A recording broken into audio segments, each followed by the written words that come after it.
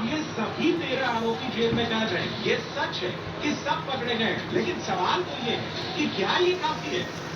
राहुल गांधी का तो दावा है कि पिछले 10 साल में 152 पेपर लीक हुए, किसी की जिम्मेदारी तय नहीं हुई, किसी को सजा नहीं हुई।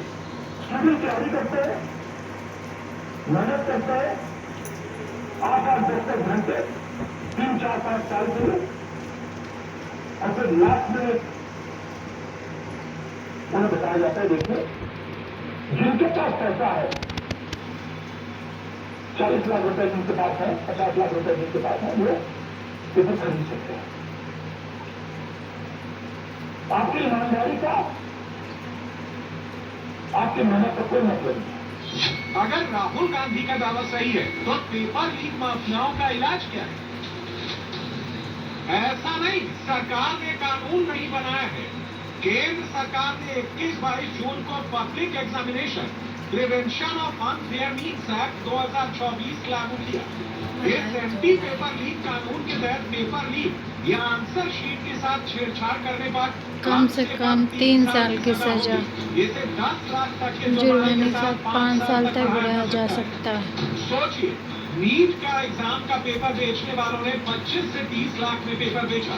अगर वो दोषी साबित हो भी जाते हैं तो उनके लिए सजा सिर्फ 3 साल और 10 लाख का जुर्माना है, जो पेपर लीक और पेपर लीक माफिया पर नकेल कसने के लिए काफी नहीं है।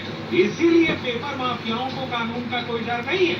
चुनौती यही बात नहीं है, हिंदुस्तान में पेपर लीक मामलों में कार्यवाही और दोषियों को सजा दिलाने का रिकॉर्ड बेहद कमजोर रहा है। पिछले 23 सालों में सामने आए 50 से अधिक पेपर लीक मामलों में कथित तौर पर सिर्फ 2 मामलों में ही दोष सिद्ध सजा हो सकी है।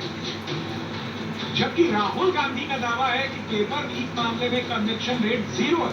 लेकिन सवाल ये है कि पेपर लीक का इलाज जंतर मंतर है या संसद के भीतर कड़ा कानून बनाना है और पेपर लीक माफियाओं को कड़ी सजा दिलवाना है। राज्यसभा में मैं लीडर ऑफ द हाउस के नाते मैंने हमेशा इस बात को माना है कि जो विपक्ष जितने आवर्स तय करे, हम चर्चा के लिए तैयार हैं, सरकार चर्चा के लिए तैयार है, और विपक्ष को इस बात को ध्यान में लेकर के उसे गोल पोस्ट नहीं चेंज करना चाहिए। हम आरोप नहीं लगा रहे, आरोप प्रत्यारोप नहीं होना चाहिए।